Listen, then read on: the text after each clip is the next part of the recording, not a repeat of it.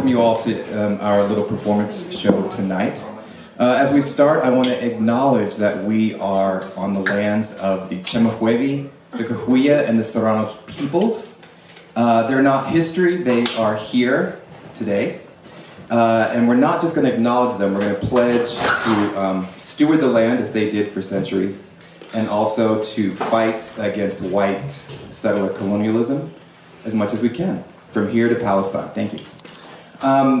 What I would like to do now is say a word about the Mojave Artists of Color Collective. We've been around for a few years now, and we're a peer-led group of artists in the Morongo Basin area in many disciplines. So we have visual art as well as performing art, music, writing, and video, filmmaking, everything. You name it, our members do it. We also advocate for access to exhibition space and funding for artists of color in the area. You might think that in 2024, it's easy for us as people of color to get access to galleries and funding, but it's not. So our group is very much needed even today. So first of all, I want to thank all of you for being here. I want to thank all the members of MACC who helped to put this together, and also thank the performers that are here to show you their craft. And in particular, I want to thank Rollo for letting us use this beautiful space. I love this space. I want to thank T. Hamidi for all the work that they put in to help with some of the technical stuff here. And I also want to thank Yvonne Buchanan. So Yvonne Buchanan is the person who curated this show. So we're part of the Being Seen show. So the visual art aspect of the show is up right now at the Glass Outhouse Gallery. It's up through October 26th, which is, oh my God, that's a week. You have 1 week to see the art hanging there. And I believe it's 13 different artists in a variety of mediums, including painting and drawing, photography, multimedia, and sculpture. It's a beautiful show. So I encourage you to go out to Glass Outhouse. It's also a beautiful space, lots of outdoor art as well. And I think I have thanked most of you.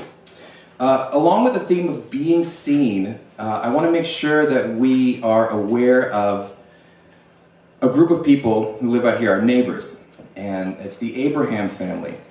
And 1 month ago, on September 17th, the Abraham family was attacked in front of their own house by someone from out of town, staying at an Airbnb. This man killed the father, Hadgu. He put the mother in the hospital, Free Winnie. So Free Winnie was in a coma for a week and a half. She's out now, but she needs a lot of rehabilitation. She has to learn to walk and talk again. So, and the son was also injured, a broken arm and head injuries. So they have enormous bills to pay. So we are trying to raise money for them. Right there on the bar near the flowers is a jar for some cash if you'd like to contribute to the Abraham family. And there's also a QR code for their GoFundMe. So the GoFundMe is active. If you want to visit there, you can get more information and more updates. And I think it's very important that we as artists of color make sure that this event that happened not be forgotten, the Abraham family not be forgotten, and that we protect our neighbors, we protect people of color, we protect immigrants here. We make sure that they get what they need, and that this doesn't happen again, that we don't just let people come from outside to take drugs and have this be their playground. This is where we live. And so that is what we're doing for the Abraham family, what we can. We're raising a little bit of money for that family to recover. And with that, we'll start the show on that happy note. The first performer this evening is not only a visual artist, but also an Afrofuturist writer. Doug, yes. I hate to be rude, but there's a couple of people parking. And I don't know if you want to wait a couple minutes. Oh, what am I supposed to do? Let's welcome Doug's dad.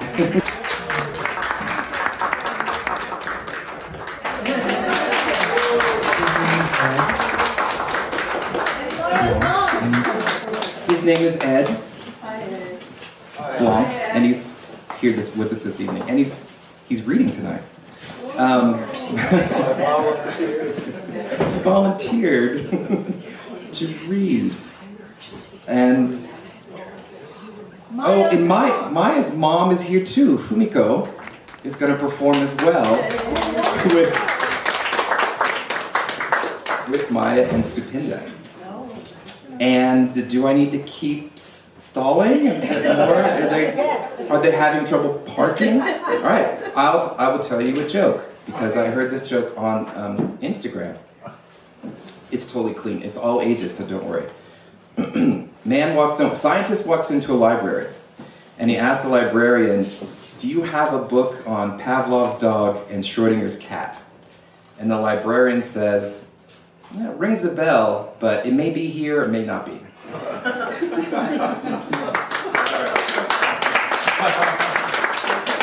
It works. My family is a family of scientists. Are they here yet? Where did Miri go? Can I start? I think so. Start. I know. We're going to wait for each person to Start.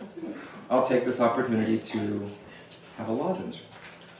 We have several members of MACC, which is the Mojave Artists of Color Collective, here this evening. So if you're a member of MACC, could you just stand up or raise your hand?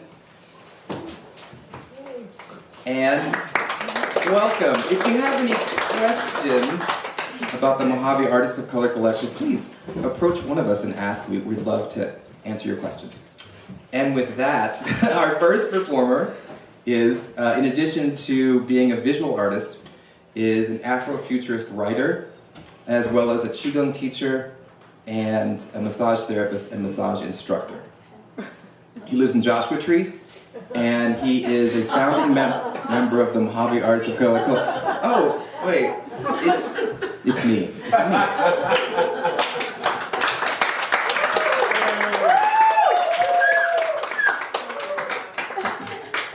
Douglas Blanc. I'll be reading a poem that I wrote, and I wrote this poem when I found out that our galaxy, the Milky Way galaxy, is on course to collide with the nearest galaxy, the Andromeda galaxy. And so the two galaxies are going to collide. And when I heard that, I was like, holy fuck. I mean, galaxies colliding? What else could go wrong? So I wrote this poem based on that. So it's called Thank God It's Doomsday, or TGID. We worry about the world. We have been sounding the alarm for centuries. Some of us, at least. The witches and the weirdos, the damned and the doomed, the heretics and the haunted. We see the mass killings, the extinctions, the melting, the dumping of toxins. We know these things are not good for the planet. We scream at the top of our lungs, "It's the end of the world!" Because it feels like it is. But we needn't worry about the world. The world will be just fine as planets go. I mean, it has survived worse than humanity. It will survive long after we're gone. Other animals will survive. They will adapt. They will change in ways we cannot imagine. They will become what they need to become. Coyotes and ravens will inherit the earth as you choke on viruses of your own making.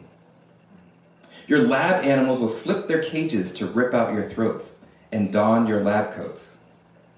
The polar bears will swim from shrinking flows to your floating garbage islands. The rabbits and terriers and rhesus monkeys you shot into space decades ago will return the secrets they learned in orbit. Your dogs and cats, who are no longer your dogs and cats, will eat your radioactive waste and grow to frightening proportions, striding over your border walls and crashing through your dams. Your cracked and leaking swimming pools will spawn great blooms of algae that will spread across the planet in a new mycelial internet. Nothing will save you from yourselves. Not cryptocurrency or Mars probes, not electric vehicles or critical race theory, not gun control or Big Bird, not Tesla or keto or QAnon or the ghost of Ruth Bader Ginsburg. No, it's not the world you need to worry about. Scientists who are just witches and weirdos with funding, believe that in 4 billion years, the Milky Way galaxy and Andromeda galaxy will collide. But this huge cosmic event will have no effect on our little solar system, because the space between stars is so vast that we will pass through the heart of Andromeda without touching any one of its billion stars, like empty space passing through empty space. Like lovers make love to the idea of each other and spend a lifetime together without really touching. And scientists, who are just as doomed and damned as the rest of us, believe that the universe will continue for hundreds of trillions of years to come, expanding faster than the speed of light and cooling until all the stars wink out and atomic particles drift apart, no longer attracted to one another. Do you think anything will mourn the extinction of a population of tool-using primates who got too big for their britches? So until then, it's just you and me, a witch and a weirdo, a heretic and a haint, drifting like ghosts through wildfire haze, mourning each other as we collide without really touching.